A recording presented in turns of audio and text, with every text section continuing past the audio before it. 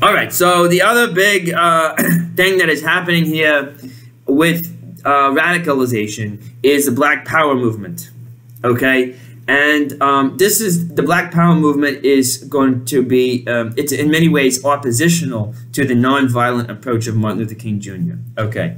Well, where does it come from? All right, well, look, it had been there all along in some ways, we could say. Like, we would trace it in the 1950s with the Black nationalist movement and the Nation of Islam.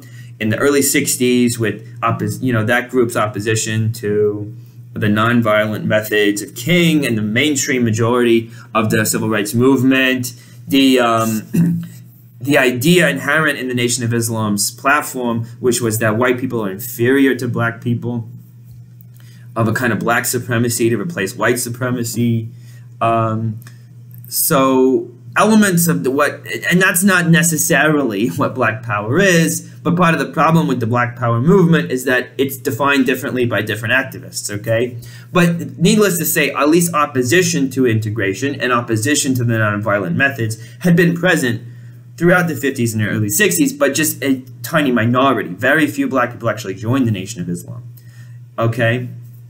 All right. The other thing is that the center of it is going to be young people in northern or western urban areas. Northern or western urban areas, not in the Deep South, and not the older middle class people. So again, it's this part of the youth movement, part of the student protest movement here, okay? So how do we define, like, what is the Black Power movement? Like I mentioned, it's defined differently by different people. Okay, well, some activists would say the Black Power movement is really, what it's about is reclaiming pride in being a black person and reclaiming pride in being an African-American culture, right? And that's really what it's about, okay? But for others, it has much more of a political edge. And so some of these guys, they're tied to the New Left in the sense that they're using Marx as an inspiration point. So black people become kind of a proletariat that has to claim power in order to liberate itself. Okay, and what you have developing is the idea that really the civil rights movement cannot include white people because white people don't understand what this oppression is like. And even if white people are well-meaning, right, you can't trust them to really go to where they need to go in order to support the rights of black people. They haven't experienced the oppression. So you have to rely on the black community. And the black community has to claim power over its neighborhoods, right? It can't trust the police to protect them because the police might be racist. They have to claim control and power over businesses because white employers might even inadvertently exercise discrimination, and they need to claim control over the civil rights movement itself to make sure that it's going in the direction that is best for black people. So the central idea, I think, is that black people need to be in charge of their lives, and they have to claim power over these institutions in order to do that. And that might mean, and a lot of the Black Power movement, at least in the late 60s, said exclusion of white people from these institutions in order to ensure that we're going in the right direction for black people, okay? And again, some of that, for some leaders like Stokely, I think Stokely Carmichael, who became the head of the Student Nonviolent Coordinating Committee, and for the founders of the Black Panthers in particular, there were connections to Marxist ideology behind that, envisioning black people as a kind of proletariat that needs to establish its control over these institutions, okay? All right, well, and that's why we would tie it and put it in the context of the New Left. Okay, so this is clearly at odds with Martin Luther King Jr.'s vision for nonviolence, for integration, okay? The races working and living together. All right, so the whole thing really becomes, the transition comes, again, the same way as it did for the women's movement. It comes in the, like, 1966-7, okay? I mentioned Stokely Carmichael. He replaces John Lewis, who we talked about in a number of lectures. He replaces John Lewis as the leader of the Student Nonviolent Coordinating Committee, okay? He had never really supported nonviolent methods. Ironic, because he's the head of now the Student Nonviolent Coordinating Committee. But he had kind of, because King was clearly the leader of the civil rights movement. The vast majority of black people admired him greatly. He kind of defers to King, okay? That deference is going to end around 1966-7. Okay, what's the cause of it? Well, James Meredith, the guy that had integrated Ole Miss in 62 into 63, I guess it was, yeah, something like that. He is trying to march from Memphis to Jackson, Mississippi in a demonstration. He gets attacked. He doesn't die, but it basically, Stokely Carmichael wants to seize the opportunity, okay? And King is involved. They're gonna have the march from Memphis to Jackson, okay? And it kind of becomes this, not really a contest, but really what you see is very clearly in this march from Memphis to Jackson, organized by Stokely Carmichael and Martin Luther King Jr. in 67, I guess it is. There's clearly two factions here. Okay, so Carmichael gets up. He's been arrested a few times. He gets out of jail again. He gives a big speech about how they got to have this march, and what we need now is black power. We need black power. And he gets the crowd chanting, "We want black power." And every time they chant it, they get louder and louder. This speech is thought to be kind of an indication of another, a turning point. So first of all, the turning point is Carmichael elected to the Student Nonviolent Coordinating Committee, shows the institution is going in that direction as more young people get involved, and especially more northern urban young black people. And then two, this speech shows that it's getting a lot of support now in places like Mississippi. All right, because that's where he's giving the speech. All right, and he's basically saying like all the Mississippi County courthouses are a joke. They need to be burned down. They're not distributing justice at all. Ridiculous. Okay, so that's what he's saying, that it is ridiculous. Okay, now King kind of comes out and says, well, I don't like the word black power because it suggests black nationalism and it suggests black supremacy, which would just be another evil. It would simply replace white supremacy as another evil. And King is saying we can't have that. We can't replace white supremacy with black supremacy, so he doesn't support that. Okay, and he's really questioning this ideology. Okay, well, they go forward with the march. They get attacked. King and his supporters get attacked in a place called Philadelphia, Mississippi, what I think some KKK mob, and you got the police and the FBI watching. And then in Canton, Mississippi, there's other marchers who are trying to set up tents, and they get attacked. I think it's by the police there.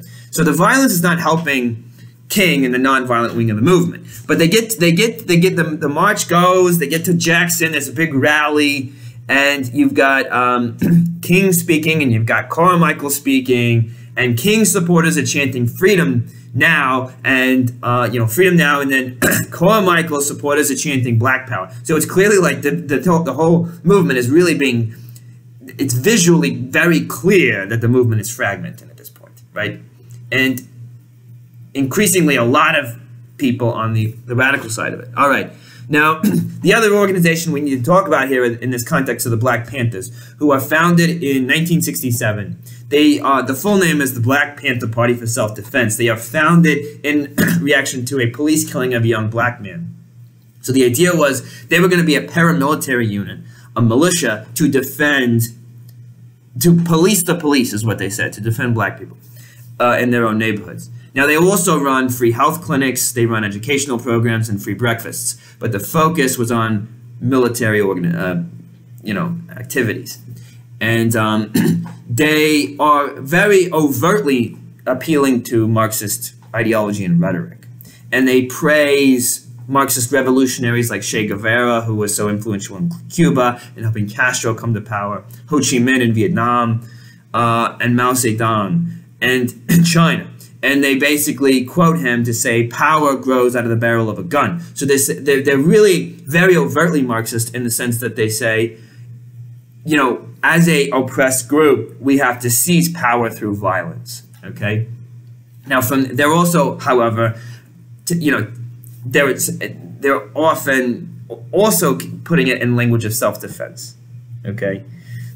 So there's that. But look, they attract primarily young men, right? And they are really simply in some ways you could say they're simply exercising their right to bear arms because they're carrying unconcealed weapons, and that is legal at the time. And when there was a bill in California, because they were founded in Oakland, California, when there was a bill in California to make it illegal to carry unconcealed weapons, the Black Panthers go into the state legislature carrying the weapons, and it's this big media event. And of course, they all dress in this really like kind of cool way with the sunglasses and so forth, the leather jackets and whatever.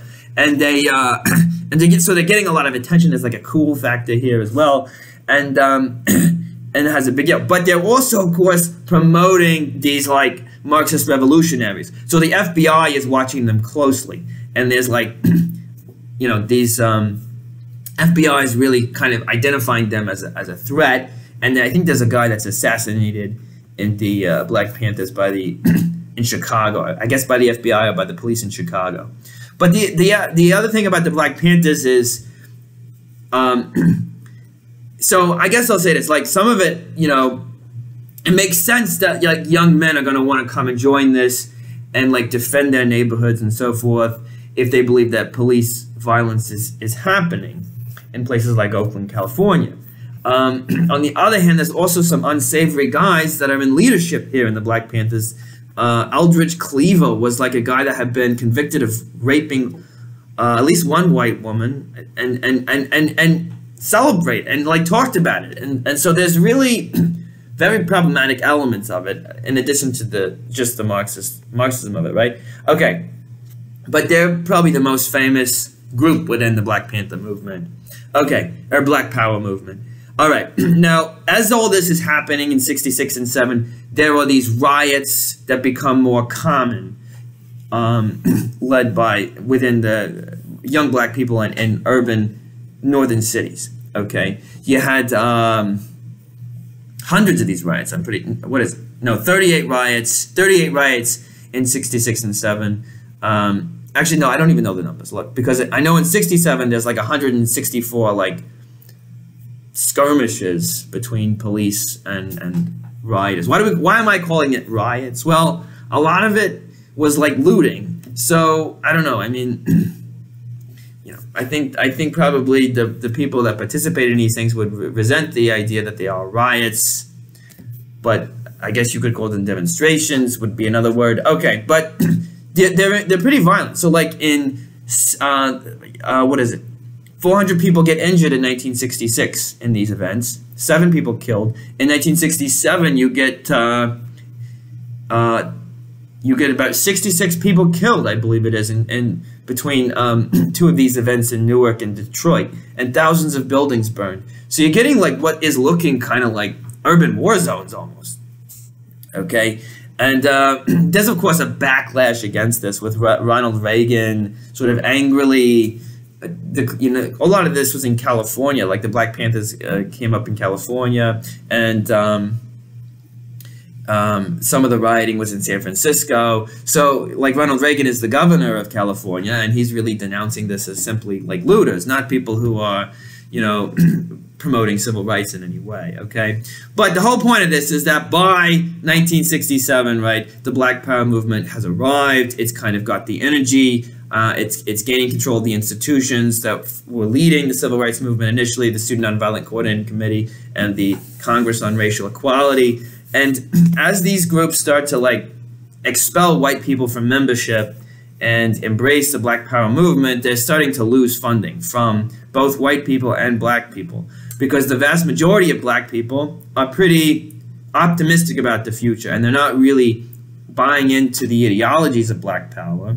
They remain, by and large, very committed to their churches, oftentimes which are led by conservative pastors. And they're hopeful because of the very concrete successes they've had because of 1964, the Civil Rights Act, and then the Voting Rights Act of 65. And prosperity is also increasing for black people in the period, simply because the economy continued to improve, okay? So again, the Black Power movement, even though it gains control of the civil rights institutions by and large, most black people are probably still looking at Martin Luther King Jr. and the nonviolent wing of the movement as what they will admire, okay? So the Black Power movement does not necessarily represent the majority of black people at the time.